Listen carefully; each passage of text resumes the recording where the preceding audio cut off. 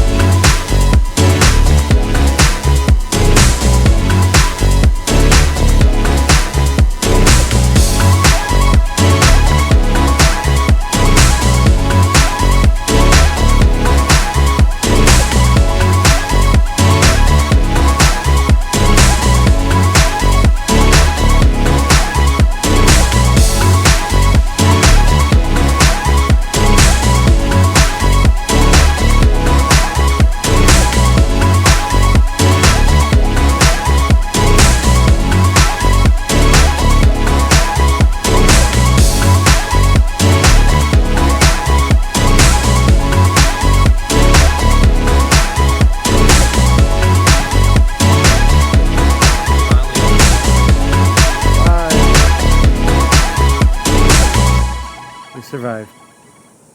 Vance almost didn't. Yes.